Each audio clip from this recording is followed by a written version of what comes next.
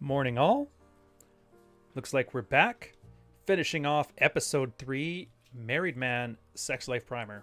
If you guys haven't seen it yet, it's probably one of the best condensed forms of red pilled content out there, and I'm really glad to be going through it with you guys today. Welcome to the channel, guys. I hope you were here yesterday. I hope you enjoyed yourself. We went over the alpha male traits. The traits that make somebody alpha. And title for this episode is how to foster a relationship, how to make a better one. How did I exactly word it? How to get a better relationship, the comfort. Something a lot of guys don't understand. If it's a one night stand, if it's just a quickie in the coat closet with the girl working the back office, alpha traits are what you want. It signals the dopamine, gets girl wet. You get yours, you get in, you get out. I think John from Modern Life Dating always says ejaculate and evacuate, fine. For a lot of guys, though, while that may be the initial attractor that gets you to a girl, there's a point afterwards where maybe she's on her best behavior. Maybe at first she was just a girl that you slept with and yeah, whatever. And then it turns into you actually having her do nice things for you. She makes you a macaroni painting. She cleans your house while you're sleeping. You wake up in the morning and she actually went to your kitchen, learned how your food was, and made you breakfast. You're like, oh man, that's some sweetness. She had a chance to go pull out some thottery and she decided to stick around with you instead and watch a movie. And you're realizing, like, yeah, I've dated 60, 70, 20, 30, however many thoughts you've kind of been with. And this one's kind of nice. Let's give it a go. You guys go out for some drinks. She ends up crying, saying, I don't know, I said I love you, but you didn't love me back. And you're like, all right, fine, we'll give this a shot. And then you have appies over a nice Sunday morning hangover cure, which in Canada is going to be Caesars and mac and cheese, or craft dinner as we call it. And you're like, all right, 90-day period here. We'll see if this whole dating thing works out. Now you're in a hell of a situation because all of those things you did, while important, to get a girl initially attracted to you, aren't the same things that foster a healthy relationship. So you kind of have to start dialing up what they call beta traits. So beta, and think of it this way, beta equals comfort equals oxytocin. If you remember nothing else from this episode, remember that. Beta equals comfort equals oxytocin. That's it. Everybody who talks about beta males, beta male this, beta male that, they keep saying beta as in it's bad. And that's literally this weird male pounder fantasy that a lot of guys have, but they don't know what the hell they're talking about because, I mean, whatever. Anyways, Jim Millie, thank you. Smash the like button. I'm learning. like. Anyways. So the beta male traits are all about creating relationship comfort and typically stem from the needs of raising children in a modern society. Back in the time before writing, women still needed comfort building, but that comfort was supplied simply by having a dominant male they could attach to. The reason women are wired to be attracted to alpha is that for 99.9% of human history, an alpha male supplied the comfort that a woman needed. So yeah, when we were back in cave Chad land, and I'm going to get fairly scientific here now, so try to follow along. But back in the day, you needed somebody who could fight off cave buffalo. You needed somebody who could fight off that wily cave Billy from stealing you and murdering your kids. You had to fight off woolly mammoths, and cave Chad was comfortable when he decided, I'll just keep you safe. And she's like, oh, this guy is the greatest cave husband ever. But now we're in modern society. We've outsourced all the responsibilities of cave Chad. We no longer have to club woolly mammoths. We no longer have to fight off cave tigers. We don't even have to set up a really nice nest anymore. Somebody else will build it for us. And all we got to do is put some money into it from our IT job. How awesome is that? So the beta stuff has pretty much all been handled. At least the logistical stuff. The idea of a strong man. And that's kind of where we're at in a modern society and why we're having issues. It's because girls are still attracted to those alpha qualities we had talked about last episode. But currently, the beta ones, they're kind of already handled. And this is where you'll hear me talk often about you've got to start branding yourself as a luxury good. And this is exactly what I'm talking about. Girls have their own jobs. They don't need a provider anymore. what else do you got? So there's a couple traits that work, and you can tell this one, even though Athol wrote this in 2011, some of the references are still a little bit old. So dependable provider with money. Having a reliable source of income is a foundational beta skill. The more money you can bring in, the better. So quite often, having a high income matches up with some sort of socially prominent job and can be alpha. For example, a doctor is a prestigious vocation and alpha, but the income a doctor makes it beta. In simple terms, the more money you make, the greater comfort an attached woman and her children can live in. A man's current income may be low, but the potential for greater income in the future is also part of the appeal. In short, given a choice between two identical males, women will choose one with the better income. In recent decades, the earning power of women has increased greatly, so the need to have a man supply wealth is less important than in the past, but still an important factor. Men unable or unwilling to provide are often abandoned by their partners. Now, this is a bit of a blanket statement, and there's really kind of a lot you can get into on it. So, for example, women don't mind earning money, but what women don't like from a comfort perspective, and again, it's all about emotions, it's not about the logistics. A girl can make $1 million a year, and having to take care of a deadbeat will still rub her the wrong way. It's like an anti-beta quality, which is not good for relationships. Doesn't factor in on a one-night stand, but if you're Adele's husband and all you do is grow a beard all day, meanwhile she's out there singing her ass off, yeah, you lose attraction on it. Having said that, you can lead as a secondary signal. You can actually kind of lead with this. So there's a lot of high earners. I actually have friends like this. They do good on their own. They would have a nice middle class income, but their wives are out earning them something like $250,000 a year kind of stuff, medical stuff, project managers, those sort of jobs, the kind of jobs that girls love. By the way, project manager is essentially being like the mother hen for a company. It's absolutely amazing. Just tell everybody what to do like they're your children. So often for their beta qualities, just having a stable income and good career potential will trigger those emotional feelings, even though monetarily guys out-earned by their wife. And it's something you have to understand. Ian Ironwood talks about it in his article, The Praxeology of the Dominant Male. And I would suggest after this cast, if you're curious, go look up the redpillroom.blogspot.ca. It's a great resource on this. From a Lindy perspective, a male-dominated household has been the one over eons that tend to have been the most stable. Now, it used to be that economic contribution was how a man established dominance. I bring home the bacon. So now we're in a situation where girls are able to earn not only as much, but more. They make the case that two people single in their 30s, a girl will out-earn a guy by about 8%, which isn't huge, but it's a lot higher than that 75% wage gap they keep talking about. It turns out it's mostly choice factors if a girl doesn't earn as much as a male counterpart in a modern society. So, knowing that, well, what do? And as a red pill guy, you adapt and overcome. In this case, it's you stop using monetary support as your means of dominance. And this is why, again, build up your alpha qualities. And just enough beta to keep somebody around. So this section here may be mildly off topic for older men, but on the off chance that younger unmarried men read this book, this section is critical.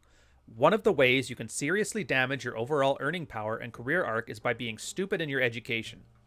You pretty much can't hurt yourself by your high school choices other than getting crappy grades, but once you're at the college level, you cripple yourselves for years to come by bad choices. Now, there's a constant argument over whether you should go to college or whether you shouldn't. I would suggest, instead of listening to your favorite content creator who's never been to college talking about how college is a waste of time, crunch the numbers. What kind of career are you looking for? How much does that degree cost? Is it a social signal? Like, is it the kind of job that you won't climb the ranks unless you have a brand like Harvard or Yale at the top of it? Or is it the kind of thing you can get at a normal state level college that costs peanuts? How much is the earning power? How many gatekeepers do you have? Like some jobs, a bachelor's. They don't care what the bachelor's is in. So you just grab your cheapest bachelor's and they're like, all right, you're in. As long as you can pass interviews. Sometimes you need a master's degree. Sometimes it's a PhD. Sometimes People look for specific universities to hire this thing. And you'll notice that. You do like a LinkedIn search, you see it. Then again, sometimes you just don't need any. Like if you're a really switched on entrepreneur, university education may not be the most important thing for you. But again, undamaged career potential, you really have to make these smart decisions. And you will screw up. Just don't sweat it. Just realize if there's screw ups, they will have potential to lose your beta qualities. But considering guys have so many beta qualities right now that they're actually not even able to get into relationships, it's kind of like a moot point. Build up your alpha. Let the career potential sort itself out. You're a smart guy. You can make smart decisions. Don't listen to your local Twitter guru and you'll be fine. Next one is nest management. So one aspect of home maintenance is the exterior of the house, keeping the lawn mowed, the gutters clean, and the house painted, and generally looking appealing from the road. The second aspect is internal upkeep of making sure things aren't broken and everything inside the house works. Stripping taps, doors that don't close, drafts, broken windows, and a fridge. Third aspect is the general cleanliness inside of the home. Carpets cleaned, floors mopped, trash removed, piles of garbage, newspapers dispensed. Newspapers? Who has newspapers? Does he not know it's 2011 when he wrote this, not 1911? But the more a husband does to maintain the home, a greater level of comfort he builds in his wife. So here is the crux of it. Chore play. Now, this sounds like a very innocuous statement. If you want more comfort in your relationship, more domestication is a good thing. But once you've lost that attraction, once those dopamine hits just aren't coming anymore, a girl will often nag a guy to do more of this because she's like, I already don't like him, so I might as well get something out of him. So when it comes to chore play, you really have to have frame. So what do I mean by that? Keep the house to the level that you prefer to live in. Like I live in my house. I have it at a level of cleanliness that I'm like, this is my standard. If my girl wants it at a higher standard, her feet aren't broken. She knows how to do it.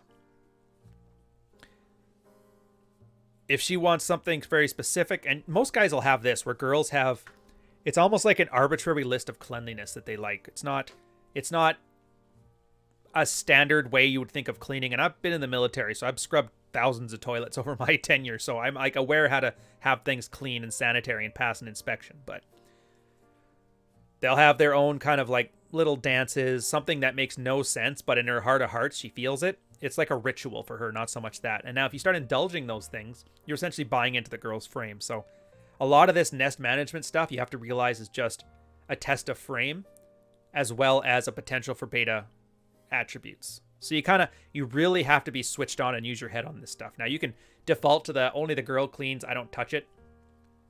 You'll end up in two scenarios. That means you're establishing enough alpha cred in your relationship that she's happy to do this stuff to keep you around and keep you loyal as a mate retention strategy, which is fine.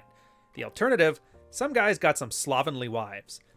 So by making the decision that you're not going to touch this stuff, you've put that onto her. Now, if she ends up making your place a sty and it's not up to your standard, well, then you got bigger questions to ask. So what value do you bring in my life other than a warm hole at night? Again, a lot of married guys are kind of afraid and they kind of put themselves into a bind like this. They look at a girl, hasn't touched them in 6 months, sit there, gaining weight, doesn't clean, barely takes care of the kids. The tablet does more than her. So what do they do about it? Well, I'm not going to reward her by cleaning the house. And I'm like, that's the wrong way to look at it. Take a look at this perspective. So not only is it a beta instinct or a beta quality or a comfort quality, it can also be a way of establishing frame. You see a girl there and you're resentful of her because she's not living up to her end of the bargain. She's not valuable to you in a relationship. So you start cleaning your house to your standard. I'm living in a house that's going to be clean. She doesn't take care of the kids. I take care of the kids. She doesn't want to get a job. You go get a job. And everybody's like, aren't we just rewarding a girl for this bad behavior? And I'm like, sorta. Like she sees it as a reward at first. But here's what's going to happen. You get a guy who's working 8-9 hours a day, comes home, takes care of the kids, preps the meals, cleans the house, sits there, and then she's like, I have a headache today. Eventually, he hits that moment where he realizes all the value he brings to a relationship and how little the girl does. And oftentimes, a guy has to suffer a lot until it finally clicks. Why the hell do I have her around? Like, what do I actually need her for? And once guys figure that out, they kind of develop their own frame and they understand. I get it. This girl is useless to me and I'm just sitting here like a validation-seeking idiot, which is not getting rewarded. And then they'll go out and look for her replacement. Dread game afoot, runs her map. Girl tends to get a little more stressed in life because she realizes that the guy's already checked out and moving on. She either steps up her game or doubles down on being lazy. Either way, a nice, happy woman is going to be in that house soon. It's only a question of, does she get first crack at it or sole custody? In this case, it's first crack at it. So, stepping onto that is cooking. And a very common perception is that cooking is a female skill. Now, it's true that women do the majority of it in most relationships. It's not a feminine skill, though, but rather a life skill. Men are quite happy to barbecue and grill and cook outside. Plenty of well-known chefs are male and don't present as weak men, but as aggressive competitors in their own area. So sharp knives and high temperatures don't equal feminine. Of course, I lean towards Iron Chef rather than cake decorating as an approach, though. But the act of cooking and supplying the family with a meal feeds into a very primal set of programming. Think of a hunter returning to the tribal village with a fresh gazelle kill. He's bringing food. Roasting a chicken from the supermarket may be less dramatic, but is still bringing a woman food. This is why, and I mentioned this one here, because jealousy. Jealousy and dating. We'll start on the dating one here. So that's why when a lot of guys think to take a girl on a date, they take her out to eat. Like, instinctively, we kind of understand that bringing a woman food is seen as a comfortable thing. And a lot of guys take girls on dates thinking that they're going to win her heart, but they don't. Because again, we're talking about beta things. We're talking about relationship qualities. If you bring a girl to dinner and you lead with relationship qualities, she's not going to want to sleep with you. In fact, she probably won't, but she'll take the free meal.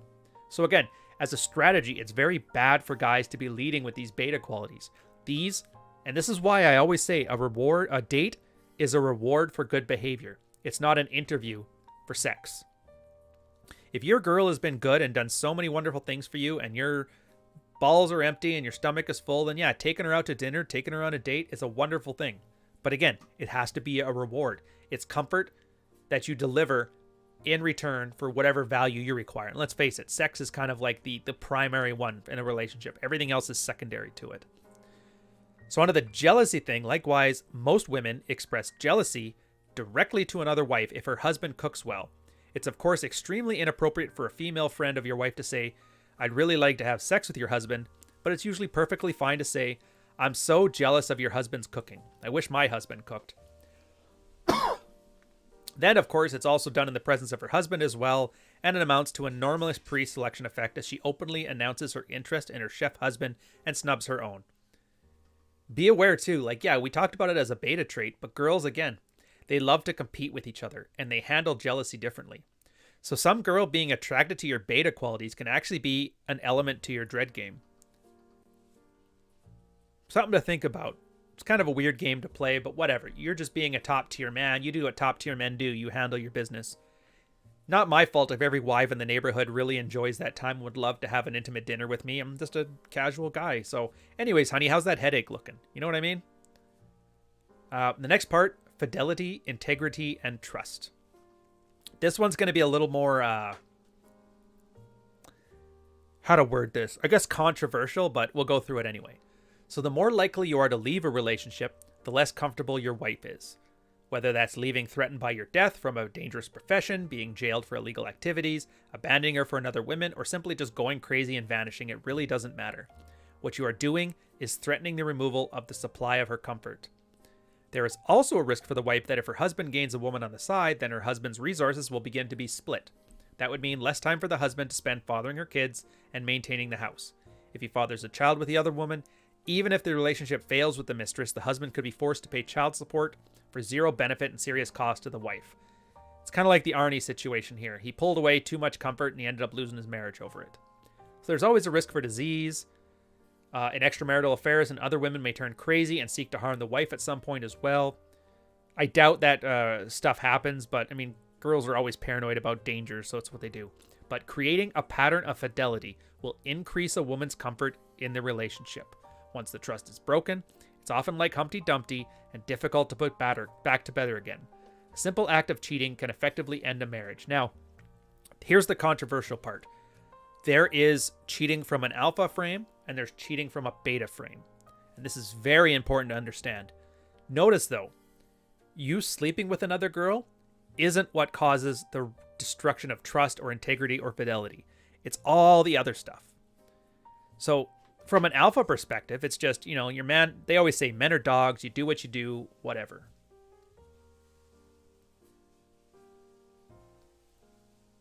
But you always come home at night. They don't mind sharing you, but they don't want to lose you. So for the alpha guy, yeah, did you sleep with that girl in Vegas? Like, I don't remember, whatever. You come home every night, you pay your bills. I've watched it. Actually, my own mom was the same way. She put up with 18 years with my stepdad. Not very fidel. He slept with everything that moved, but, he always stayed home. He got the kids through college. And sure, after the last kid left home, they ended up separating. But that's just the thing. Cheating doesn't automatically end a relationship. But if you look at it from a beta perspective, it's because the guy's not getting validation from his wife, and so he gets validation from any girl around him. Another example, guy I used to work with, a good friend of mine. I will call him Matt, because every one of my friends is named Matt, so nobody knows who the hell I'm talking about. So Matt's wife was very much a good girl. She thought the relationship was good, looking like the perfect wife was great, but she was rather frigid, and granted, Matt was kind of passive and extra, too many beta qualities too, so it wasn't exactly like it came out of nowhere. But Matt was so frustrated with this that he essentially slept with the first girl that would touch him. And I remember we called her a land whale because she was huge or something like that, or butter shark. Anyways, there's a whole bunch of stories into it. I won't waste your time here telling that story. But once his wife found out, that was it. The marriage was over. She left him. She tried to take everything. She even took the dog just to give it away later. It's kind of a bitchy thing to do. But for her, it wasn't about the cheating. Is that she embarrassed him socially. She did it. He slept with a coworker. Everybody at work found out, which meant all their wives found out, which meant it came back to her. Did you know your husband cheated on you with that ugly cow? And she's like, no. It's not about paternity with them. Girls always know they have the paternity. When a girl cheats on a guy, it's always, well, if she has a baby now, I can't trust that it's mine. And that's our limbic brain thing. But from a girl's perspective, it taps more into pre-selection, unless it attacks her socially. So the difference between alpha and beta when it comes to cheating is that the alpha guy is just, a dog does what he does. On the beta side, it's a validation-seeking thing. Usually a validation-seeking guy who gets some validation from a girl, not the wife, he'll end up spending money on her. He may even leave the wife for her, thinking that it's going to be great. So many guys. And the girl, the mistress side, she thinks of it as having an alpha. Oh, wow, he's got so many sexual options. A wedding ring is amazing pre-selection, by the way. It'll actually make you more attractive, not less, because girls kind of like what somebody already has.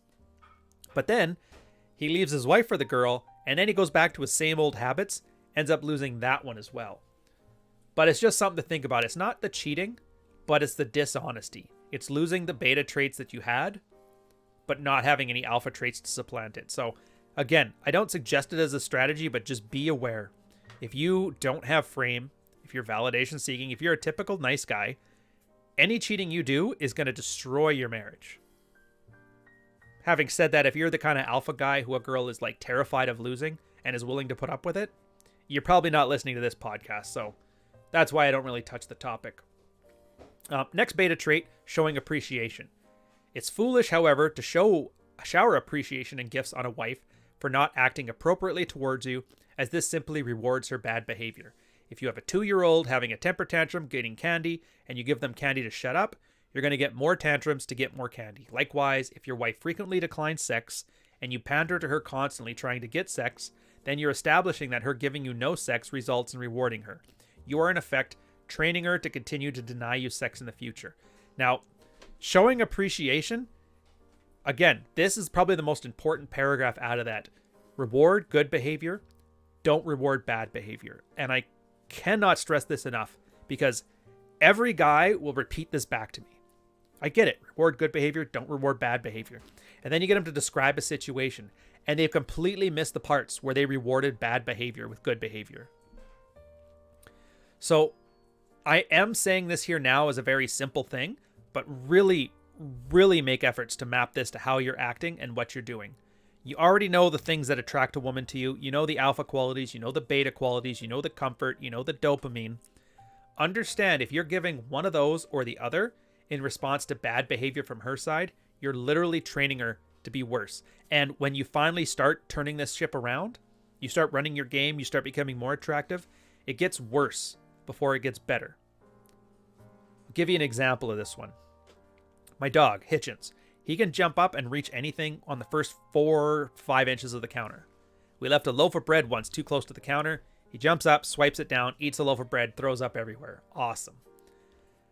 So now, for the next 100 evenings, he's always up there jumping on the counter looking for something to grab. And for 99 of those times, we're really good. We keep everything behind.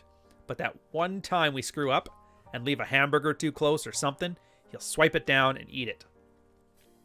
If we were to train him out of that, which we try, we literally have to do 200 times now of him never getting anything on it until he loses interest. People will always double down on what's worked in the past. So the worse you've been, the longer it takes to condition your girl not to treat you poorly for a reward. And again, this is self-sabotage of the nth degree. You really have to make an effort to be consistent on this one. And that's why, so for example, the one I talked about, chore play, keeping your house up to your standard, taking care of the kids, essentially not relying on her for anything, so there is nothing to reward her for. At first, it's going to be great. She's going to think, yeah, my plow horse is even a better plow horse. And it's going to take her a long time to realize that you're basically edging her out of the relationship. It's called the 1,000-foot tow rope. If you guys haven't seen that, it's the idea that when you're towing a ship, you got a 1,000-foot line.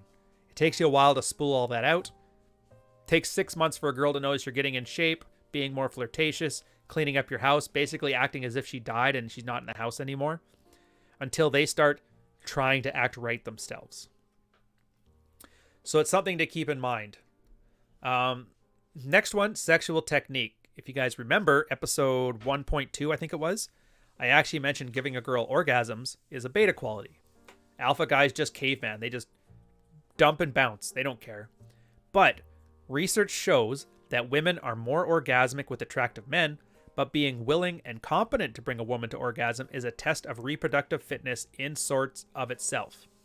The man that has the patience and tactile finesse to make her orgasm very probably has the right sort of temperament to also be good with raising kids. And I just realized after reading that, that sounds really bad. But you get what I mean. It's like a secondary trait. Unfortunately, there's sort of a chicken and egg issue. In a low-sex marriage, a wife may be disinterested in the husband and less acting bonded to him, so the solution to make her orgasm more frequently, but she may well decline sex because of her low interest in him. The solution then is to spark attraction via alpha male traits and being sure to make her orgasm repeatedly when sex does take place. Many people experience a post-orgasmic glow that can last a few days after sex. It's the oxytocin in women and vasopressin in men creating the effect. Technically, these really are drugs. So that's depending on your situation. There's two strategies here. The first one is always have sex. Never turn down sex. I talked about this yesterday on episode 3. Go check it out. Turning down sex to a woman is a huge display of lower value. So if you're in a low sex marriage and your girl starts to have sex with you again, obviously never say no. It also establishes the frame of the relationship. We don't say no even if we're not in the mood. Having said that, sitting there and rewarding her for starfish sex is always a bad thing too. Nobody likes that. So the strategies guys have developed there is two of them actually. One is caveman and one is it's not working for you. The caveman one is you just literally ejaculate and evacuate. You treat her like a piece of meat. You don't care about hers. It's a very strong alpha signaling. And while it sounds counterintuitive, and it's the one part that Athol kind of disagrees with our experience in the Married Red Pill, go in, do your business, get out, treat her like a piece of meat, just caveman it. It tends to counterintuitively signal more alpha traits and can work in the future. The second one, if you're getting starfish like that, is just to get up, not be mad, not be hurt, just like, this isn't working for me, get dressed, go back and do something else. If you remember, the rejection can be seen as a huge display of lower value. But leaving in the middle has this weird effect, and I don't know what kind of theory to wrap around it yet. We just know that walking away from sex that isn't good for you is it's one of the strongest signals ever, because a girl almost takes it for granted that you'll take whatever she gives you. And when you say no right in the middle of it, some girls can obviously take that as a challenge. And I've heard stories of a lot of guys in a marriage. Get up. This isn't working for me. At that point, the girl kind of throws them down and starts taking a more aggressive role. So be aware of these tools in your toolbox. Try them both, as well as the stuff Athol's talking about in your dying marriage, to see what effect each one has, and it kind of gives you an idea of the underlying mechanisms in place that are causing your relationship self-sabotage. I could almost make an episode of this one just by itself, just on sexual technique, but I mean, YouTube's not going to like that. So we'll leave it at there. Just read the book. And last thing we're going to go on here is the sex rank. Yeah, operant conditioning. Master Roshi has it. Sex rank, I love talking about this one. Everybody knows it. You got your HB scale, hot babes. It's 1 to 10. So sex rank is a somewhat harsh way of looking at the world, but ultimately an honest one. Based on how sexy they are, everybody can be loosely associated with having a number from 1 to 10, and that number's called the rank. Just admit it. We've all done it. She's a 7, a 9, a 4, whatever. When a man rates a woman, he's focusing a good deal on physical beauty as a primary factor for sexual attractiveness. Women, of course, do the same thing to men, but when they do it, while physical beauty is a factor, it is much less of a factor to women than to men. Women find wealth, social status, and more, the whole range of alpha and beta traits, appealing and sexy. So women can mentally rank men into a 1 to 10 scale of sexiness as well, but it's best viewed as a metaphor. It's hard to nail down exactly what a male 6 versus a 7 is. We could come out with a chart and point system for everything and map it out, but we'd all just get into a big fight about the chart and disagree over the finer points. Some people find things sexier than others. What makes somebody a 6 or 7 is essentially instinctive knowledge built in their own body agenda. Again, a guy's factor is pretty straightforward. Youth, beauty, fitness. Basically it. Girls, depending on where they are in their, Rollo's life stages, like the party years, the epiphany stage, the resurgence, everywhere on there, a different set of traits are being called for. So you get a 19-year-old girl, all she wants is the guy hot. That's all she cares about. A 23-year-old, is he hot? Maybe some status starts to get into there. Is he high status? Maybe a 28-year-old, will he be a good father? That's where you get those stupid articles about dad bod being hot. Because that signals a guy knows how to cook, a guy can afford food, a guy will probably have the temperament for kids, as opposed to a meted out roid head who doesn't look like he's going to be the best with children. Girl hits 35, that post-epiphany phase kicks in, and she realizes she wants to get back into it. Again, depending on what kind of girl you're going for, the scale completely changes the markers. And it's just because women have a more complex system. They aren't all about looks maxing. Even the 19-year-old that just wants hot guys, it's not about look maxing. A lot of it is status. A lot of it is other alpha traits. A lot of it's aloofness.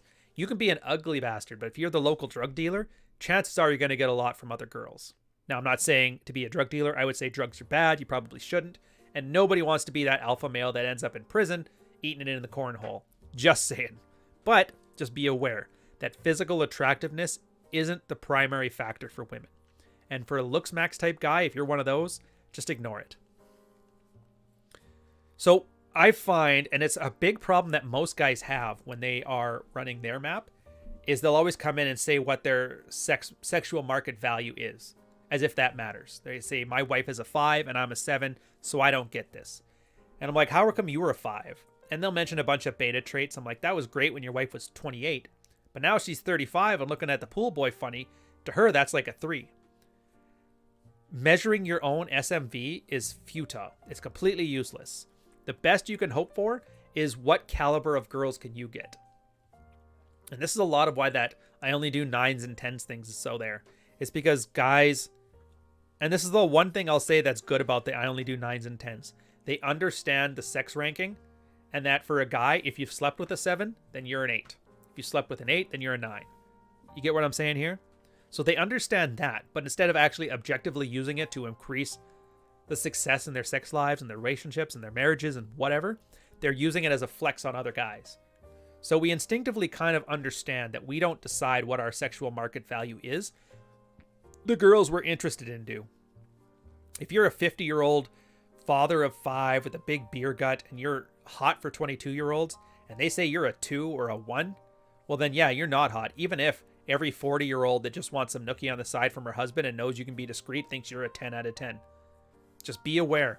Whatever demographic of person you're going for will rank you differently than every other demographic. And so you have to increase your odds with that certain demographic by seeing the kind of guys they go after and just gain those qualities.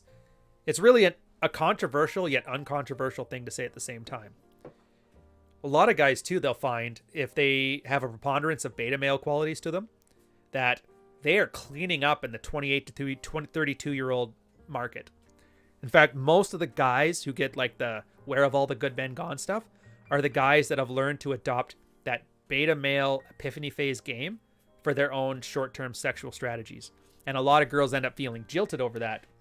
I thought he was the one. He looked like he was going to be a father, but as soon as we had sex, he just left. That's who they're complaining about. They're not complaining about the 25-year-old Chad who looks like Adonis and, hung like a horse. They're not talking about the guy who just wants to date 20-year-olds in his 40s and doesn't care. They're talking about that specific sneaky fucker game, I believe is what God Sad calls it. That's why I always find it funny when girls talk about, these men ain't shit memes. They're not talking about you. They're talking about that guy. Or they're talking about the guy that they thought they could have locked down at 25 and he was like, I'm not here for any of that. Sometimes girls lie to themselves. Sometimes guys have a very deceptive sexual strategy. Either way, give a girl a microphone and she will complain about it. Which leads us to the next part. Divergent sex ranks leads to relationship failure. So for both genders, the sexual competition to be at the top never stops. A woman who was an 8 at 23 years old, packs on the pounds, smokes, drinks, and ages badly may turn into 3 by the age 40. A woman who was 4 at the age of 23 may lose weight, get her teeth fixed, dress better, exercise consistently, and turn into a solid 5 by age 40. It's all about your sexiness relative to the average sexiness of your gender, regardless of your age. In terms of raw appeal, it takes a beautiful 40-year-old to match quite plain 20-year-olds. So if a sex rank within a couple starts to diverge, then stress is placed on the couple. Now, this is why a concept called wife goggles is so vitally important in a relationship. Wife goggles, if you don't know, is an extension of what Rollo calls the aspirational model of love that men love. Men love women aspirationally. We see a girl, as soon as we get together with her, we decide we love her. We kind of lock that age and that look in our heads. So you could be with a girl for 40 years. She's 50 years old, a bunch of scars, whatever. You just see that same 20-year-old that you hooked up with in the back of the bleachers at the football game. That's all you see. Keeping those wife goggles on are how you can end up with disparities in sexual market value in later years, which is why the female worry about a guy just leaving her for a better man is kind of misplaced. It turns out you have to slap those goggles off a guy's face before he stops seeing the girl that way. And it takes a lot. You have to nag a guy for years. You have to cheat on him with his brother. You have to henpeck him. You have to stab him with a knife. It is amazing how hard you have to work to snap a guy out of his ego investment in you. But once it's gone, it's gone. So for these girls, a lifetime of nagging when they were the hotter one in the relationship, because if you're two 20-year-olds getting married, the 20-year-old chick is hotter. Hands down. Very, very few guys can say they're hotter at 20 than the girls. They just aren't. But 30s, 35, most guys will start to increase their value well into their 40s. Girls will drop off a cliff. That's the wall. We've all heard of the wall. And then you end up with this giant disparity. Now girls will automatically think from their own perspective. Again, everything they says comes from their ego. So what they think is, well, if I was in this situation and I was that much hotter than my frumpy ass, I'd be cheating on him in a heartbeat and leaving for somebody else. So they automatically project that insecurity onto you. And that's how a lot of older relationships, it's kind of a tricky ground here where a lot of extra comfort can kind of be a good thing. Because you end up 35-year-old, great earner, got all those alpha things in check. You got the beta things in check. She turned 30. She hit the wall. She drops off a cliff, 3 or 4 points. You become more attractive. She becomes less attractive. And then her relationship dread increases. Again, this is why girls are so against dread and why it's a waste of time to explain, look, it's just a man becoming the best version of himself. Girls don't care. All they hear is, he's hotter than me, and I am dreading losing this top tier man at his best. I gave him all my best years. You'll hear that constantly. I gave him all my best years. This is exactly what it's talking about now. But I don't feel any sympathy for these girls because short of locking down a guy who shouldn't have been locked down by throwing a baby into her, or nagging a guy's wife goggles right off his face, like slapping them right off, it's very difficult for a girl to lose a top tier man if she's acting her best. He won't even see the issues coming over age. It just lets you know, though, if so many of these marriages are breaking up. Having said that, though, this is an issue that almost never happens. 8 out of 10 divorces are female-led, and it's usually because the guy gets more supplicative, loses the tingles, and then the girl moves on, and that he doesn't learn until after the divorce that he can be top tier in his 40s. So we really are doing this to ourselves to a large extent. We've created a lot of laws that incentivize somebody to leave a marriage. We have incentivized our beta traits to the detriment of our alpha traits, and we essentially make ourselves the plow horse sent to the glue factory. So, as much as I want to say blame is for women and children, a lot of it does kind of go onto us, but that's not important. You focus on you. If you want to keep this girl around, that's fine. If you want to lose her and get somebody else, that's fine. The way ahead is clear. The stay plan is the same as the go plan. And on that, we're going to end with displays of low and high value. DLVs, DHVs. A DLV is any display that would indicate that a male has a low sex rank or would indicate that he would now be perceived as having one. It could be displaying a lack of income, bad dressing, physical weakness, social clumsiness, and fear. A male performing a DLV reduces sexual interest in observing females. For a girl, a DLV is looking bad. Notice how simple it is? A guy, 18 things you can display lower value. A girl is just, yeah, look ugly. DHVs, on the other hand, would indicate the opposite. So, a display of wealth, good dressing, physical fitness, achievements, social skills, or dominance. For a girl, a DHV is looking hot. And that's why I always laugh when people talk about alpha females. All an alpha female is a hot 23-year-old that looks good and is rather pleasant. That's it. That's it. A top-tier alpha male type, in the way that they refer to it, is a guy who's socially aware, socially adept, economically good. He's got his alpha game on tight. He's got his beta game on tight. For a girl, look pleasant, show up, bring beer. The one thing I will say with that, though, is it's something I've stolen from Venkatesh Rao. If you guys haven't read it, it's something called the Gervaise Principle. It's the idea that within an organization, you have 3 tiers of people. You have the losers, the clueless, and the sociopaths. The sociopaths tend to run organizations, and they speak to each other with power talk. Everything is about closed communication. If you want to read more on it, I've got my Power Games, a primer on my blog. It's listed in the description. Losers are not losers in the sense that they're ugly people or they're bad people. It just means economically, they're the losers in any kind of arrangement. These would be your plow horse type beta males. These would be omega males. These would be those kind of guys. The clueless are the ones that are kind of weaponized. Like, they're very useful, but they don't understand subtext. They don't understand rules. And you kind of have to baby them. This is that girl that has that wonderful plow horse that he works himself to the bone for her. She doesn't want to sleep with him, but she calls him a real big man and inflates his ego. She talks to him like she would talk to a baby. A loser, you can kind of just be direct because they've already lost. You have nothing to gain by having to lie to them, so you're just like, yeah.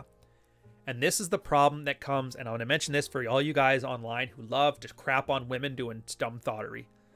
By honestly telling them a lot of their stupidity, you're actually doing displays of lower value. Which is weird, but it makes sense. A display of lower value is you having to honestly lay out the terms of the game.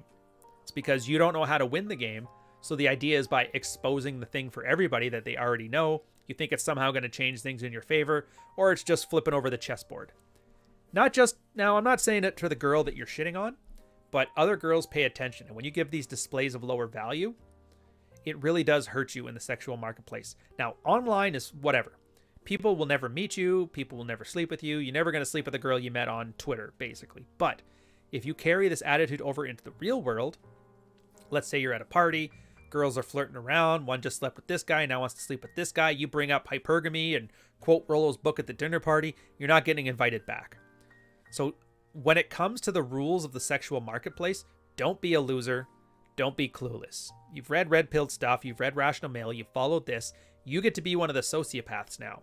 So the best strategy I can give you there is stop spouting the rules and just play the game. A great reference to this is if you're in a basketball game, somebody dunks on you, you bring up, oh, that's just because you did a crossover there, did me this, did that. Then you look at the coach like, hey, he just double dribbled there and the ref didn't see it and now he scored past me. And you can sit there talking about the rules all day. Meanwhile, the other guy is just dunking on you left and right. Don't spout the rules, just play the game. Keep your mouth shut. Law of power, number 38. Think what you like, act like the others. Now, I don't count in this because I'm doing it for entertainment value on Twitter. So when I dunk on the thoughts, that's for your entertainment. I take these hits of DLVs so you don't have to. You're welcome. Next part is they talk about pre-selection in number 5. We've already talked about that enough. The next part is the female sex rank is more fluid. Again, we've talked about that enough. The next part here that's important for guys is that sex rank is stable among men and can grow over time. So the good news for you guys is that once you attain a sex rank positive factors, they tend not to lose value over time. A guy in shape tends not to gain weight a lot, not quickly. A guy who's a good earner will continue to be a good earner and even do more so. A guy who's well groomed will continue over the long term. So women are, men must become. Think of it as clay. Men are clay, women are flowers. Clay is just nothing. It's an ugly blob and nobody cares about it. But you can form it into a flower pot. You can make it strong. You can make it into bricks. It's very versatile, but you have to forge it in fire.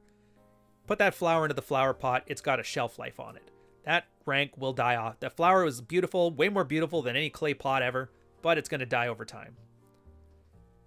So while I don't suggest you play the long game with this stuff, because that's what a lot of guys do. They're like, that's fine. I'll just wait till 35 when I'm top tier, and then the girls will love to come at me because now I'm better ranking than them. You need experience. You need to get into the trenches because otherwise all you're doing is setting yourself up as another gullible simp.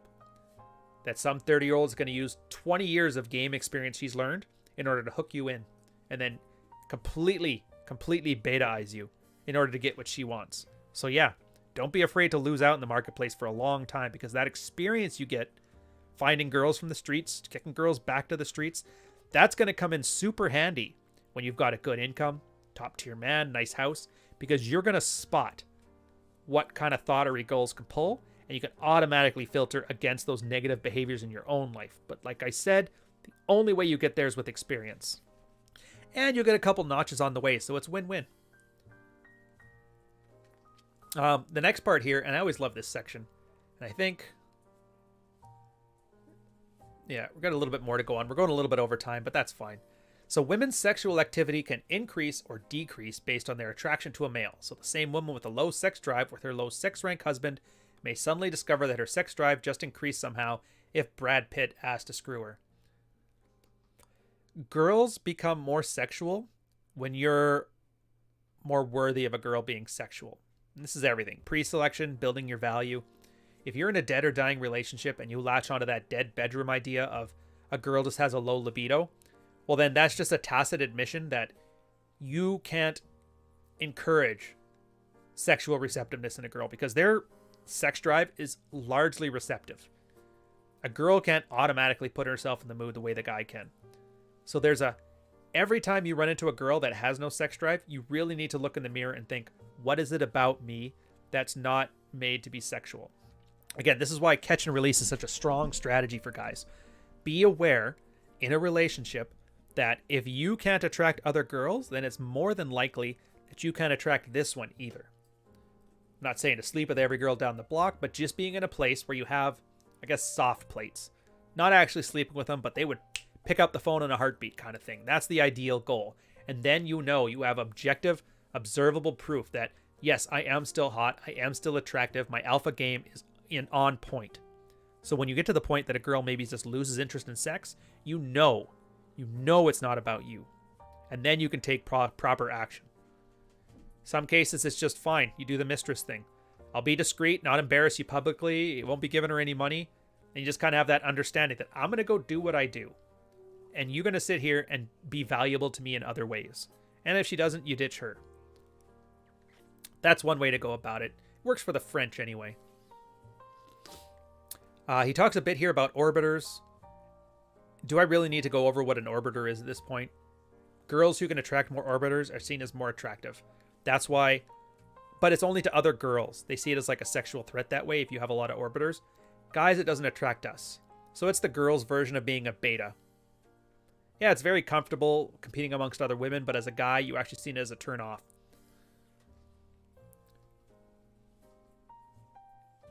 Now, let me think here. Where do we end this off?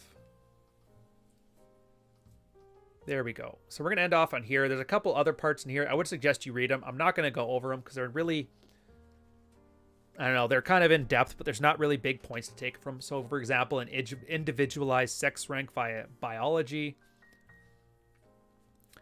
And that's where they talk about how guys are more biological secondary markers. It's just whatever. Next one is old boyfriends.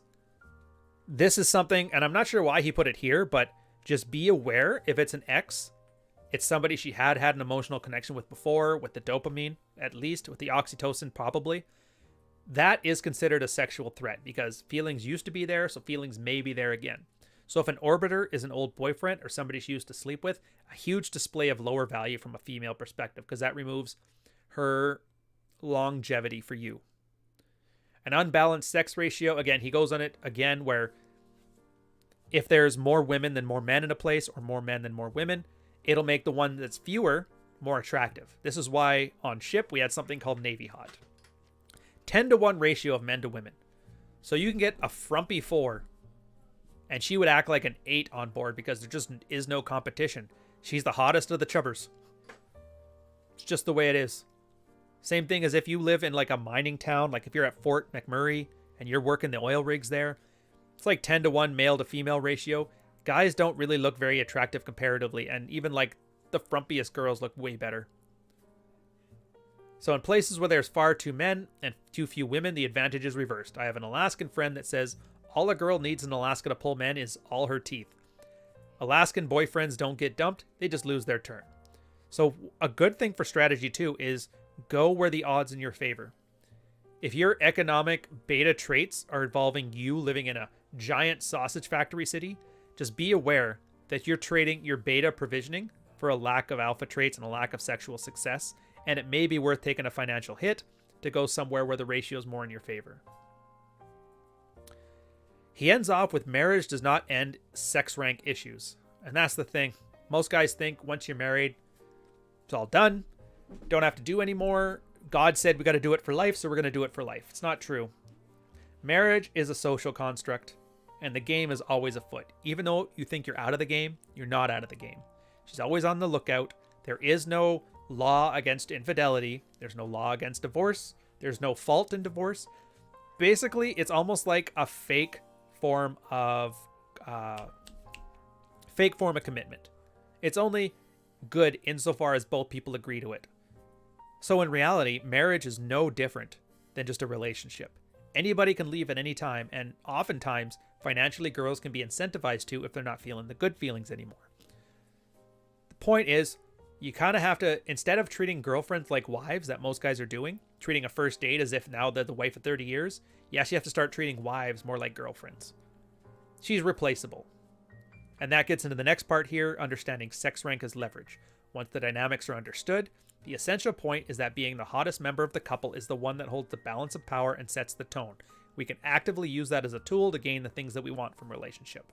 And that will lead to part 2 of the book and taking practical steps before or towards trumping your wife's rank and pushing towards a point where she must become highly sexually responsive to you or risk losing you.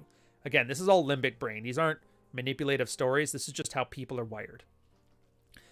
So that ends this one. That was a lot of information, so you might have to go back and take a look at this one again. I really strongly suggest you get the book and read through this as well, because sex rank as leverage is the key point that starts your male action plan or dread game more specifically. But we're coming on 60 minutes now, but thanks guys anyway. I see a lot of you guys in the chat. Thank you, by the way. I see a lot of you also hit like. Thanks for your engagement. Don't forget to subscribe. Pass this on to anybody on Facebook if they're having issues with their marriage. Get them the book. Get them switched on, and go forth. When you start arguing with people online, I want you guys to be actual red pill dudes, and all these stupid red pill war morons, make them look really bad in chat. But on that note, next episode, we're going to be talking about the male action plan and dread game.